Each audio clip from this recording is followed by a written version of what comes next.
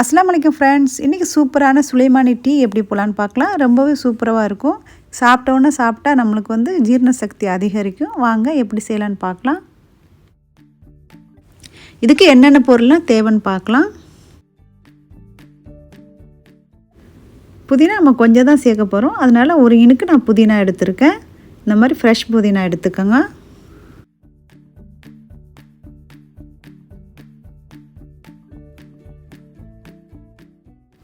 தேவையான அளவுக்கு சுகர் எடுத்துருக்கேன். உங்களுக்கு ஒயிட் சுகர் பிடிக்கலன்னு சொன்னால் நீங்கள் ப்ரௌன் சுகர் கூட எடுத்துக்கலாம். அது ரொம்பவே ஹெல்த்தியாக இருக்கும். ஜூஸு தேவையான அளவுக்கு எடுத்துக்கலாம். இதுக்கு 1 டீஸ்பூன் டீ தூள் எடுத்திருக்கேன். ஒரு சின்ன துண்டு இஞ்சி எடுத்துக்கோங்க. அதுக்கு ஸ்கின்னெல்லாம் ரிமூவ் பண்ணிவிட்டு க்ளீன் பண்ணி எடுத்து வச்சுக்கலாம். இது கூட 2 ஏலக்காய் நான் எடுத்திருக்கேன். ஒரு சின்ன துண்டு பட்டை எடுத்துக்கோங்க. பட்டை கண்டிப்பாக சேர்க்கணும். அப்போ தான் அந்த சுலைமானி டீ ரொம்ப நல்லாயிருக்கும். அதே மாதிரி 2 கிராம்பு எடுத்திருக்கேன். இதுக்கு தேவையான பொருளை நம்ம பார்த்துட்டோம். இப்போ எல்லாத்தையுமே உரல் உலைக்கில் நல்லா தட்டி எடுத்துக்கலாம். உரல் உலைக்கில் பட்டை ஏலக்காய் எல்லாமே நம்ம தட்டி எடுத்துக்கலாம். ரெண்டாவது நான் இஞ்சி ஸ்கின்னெல்லாம் ரிமூவ் பண்ணி வச்சுருக்கேன். அதையும் சேர்த்து நல்லா இடித்து எடுத்துக்கலாம். இந்த மாதிரி நம்ம தட்டி போடும்போது டீ ரொம்பவே ஃப்ரெஷ்ஷாக டேஸ்டியாக இருக்கும். அதனால் மிக்சியில் போடாமல் இந்த மாதிரி உரல் உலைக்கில் தட்டி போடுங்க. ரொம்ப நல்லாயிருக்கும். ரொம்ப ஃபைனாக இடிக்க வேண்டாம். கொஞ்சம் குறவுறுப்பாகவே நீங்கள் இடித்து எடுத்துக்கோங்க.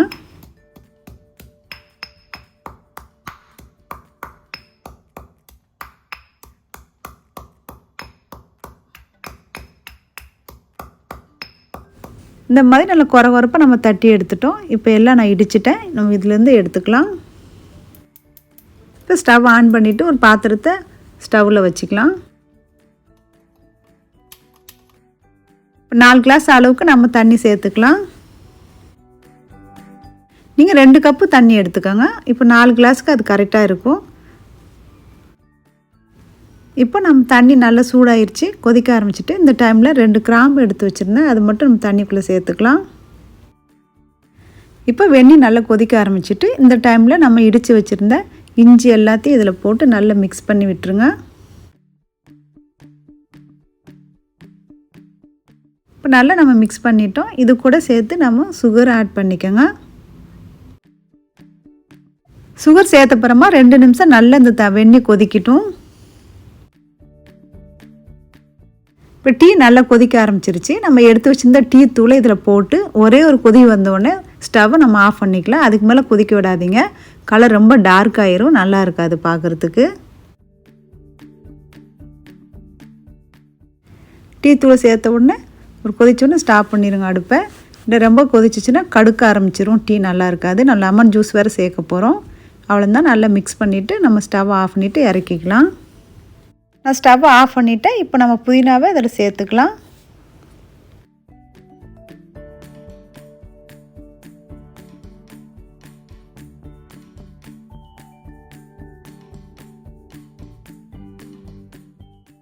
இப்போ இது கூட 1/4 டீஸ்பூன் லெமன் ஜூஸ் சேர்த்துக்கோங்க. லெமன் ஜூஸ் சேர்த்த உடனே ஃபில்டர் பண்ணி எடுத்துருங்க. சூப்பரான சுலைமான் டீ ரெடி பண்ணிட்டோம். நீங்கள் ஹெவியாக சாப்பிடும் போது இந்த டீ எடுத்துக்கோங்க. இந்த டீ சாப்பிட்டோம்னா நல்ல செரிமான ஜாஸ்தியாக இருக்கும், நல்ல ஜீரணசக்தி அதிகரிக்கும். அது மட்டும் இல்லாமல் ரொம்ப புத்துணர்ச்சியாக இருக்கும். சுலைமான் டீ சூப்பராக ரெடி ஆயிடுச்சு. இப்போ கிளாஸில் ஊற்றி எடுத்துக்கலாம். இது வரைக்கும் நம்ம சேனலை சப்ஸ்கிரைப் பண்ணாதான் சப்ஸ்கிரைப் பண்ணிக்கோங்க. அப்படியே பெல் ஐக்கான் ப்ரெஸ் பண்ணிக்கோங்க. நான் புது வீடியோ போடும்போது உங்களுக்கு அலர்ட் வரும்.